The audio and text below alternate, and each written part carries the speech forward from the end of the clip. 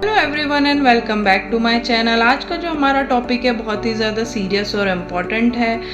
मेरे दिमाग में जो भी ख्याल आते हैं वीडियो बनाने से रिलेटेड, या तो वो मेरी खुद की लाइफ से रिलेटेड होता है या फिर मेरे आसपास में कुछ ऐसी अगर घटनाएं हुई हैं तो मैं उस पर ज़रूर सोचती हूँ कि लोगों को ज़्यादा से ज़्यादा पता चले, अवेयरनेस आए और मैं ऐसे टॉपिक्स को कवर करूँ और वीडियो बनाऊँ। तो आज का भी हमारा टॉपिक कुछ ऐसा ही है, स्पेशली यंग जनरेशन के लिए।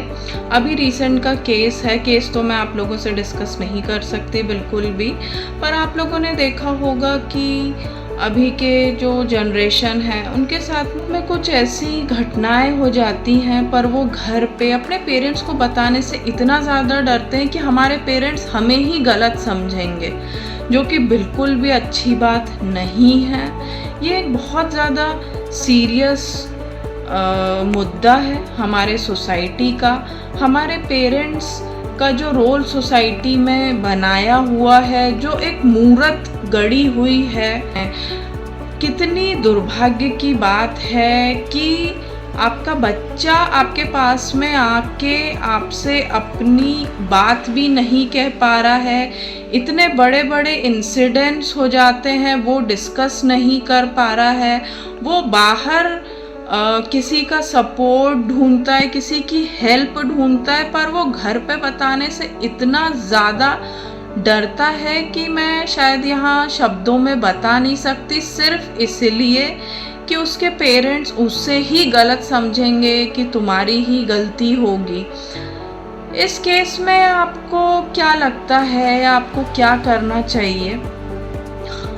काफ़ी बार हम लोगों ने पेरेंट्स की भी काउंसलिंग की है, पेरेंट्स से डिस्कस किया है, पर ये शायद सिर्फ काउंसलिंग और डिस्कस करने से नहीं आएगा। इस टॉपिक पे हमको बहुत ज़्यादा सीरियस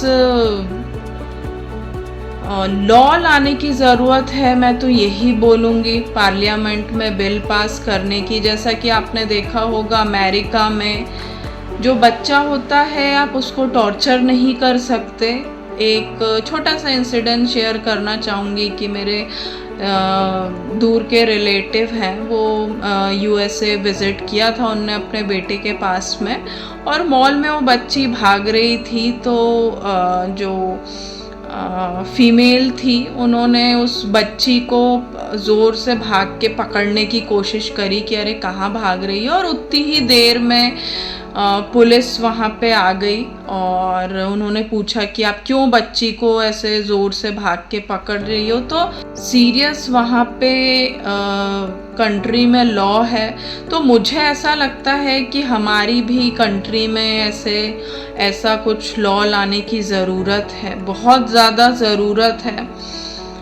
यहाँ पे बच्चों को एक प्रॉपर्टी की तरह समझा जाता है कि पेरेंट्स हैं तो बाकी लोग इंटरफेयर नहीं करना चाहते। अगर पेरेंट इंटरेस्टेड हैं तो ही एक्शन लिया जाता है, अदरवाइज़ नहीं।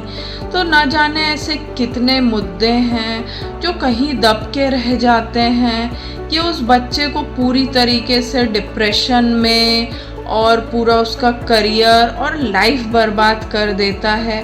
आपको बिल्कुल सोचना चाहिए कि आप एक कैसे पेरेंट्स हो कि आपके कारण बच्चे की लाइफ स्पॉइल हो रही है, बट स्टिल आपके आदर्श और आपका मान सम्मान इतना ज़्यादा इम्पॉर्टेंट हो जाता है कि आप अपने बच्चे की भी लाइफ को दाव में लगाने के लिए एग्री हो जाते हो। तो बिल्कुल गवर्नमेंट को इससे रिलेटेड लॉ लाना चाहिए। इंडिया में आए दिन न जाने ऐसे कितने केसेस होते हैं और बच्चे ऐसे कितने चीज़ों का शिकार होते हैं।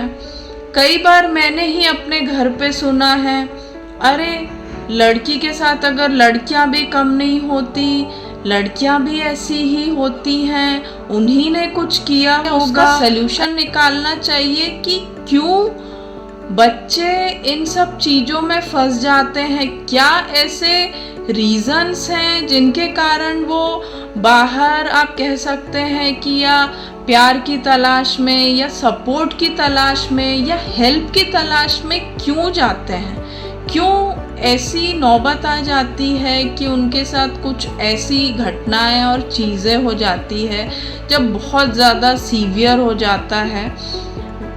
इंस्टेड ऑफ ब्लेमिंग एनीवन, हमें इन सब चीज़ों का सल्यूशन निकालना चाहिए और बिल्कुल इंडिया में ऐसा लॉ होना चाहिए इन सब चीज़ों से रिलेटेड, जहाँ पे एक बच्चा भी जाके अपनी प्रॉब्लम्स रख सके और डिस्कस कर सके। So thank you so much. ज़्यादा से ज़्यादा इस वीडियो को पहुँचाएं, स्पेशली पेरेंट्स तक, यही मेरी रिक्वेस्ट है। Thank you.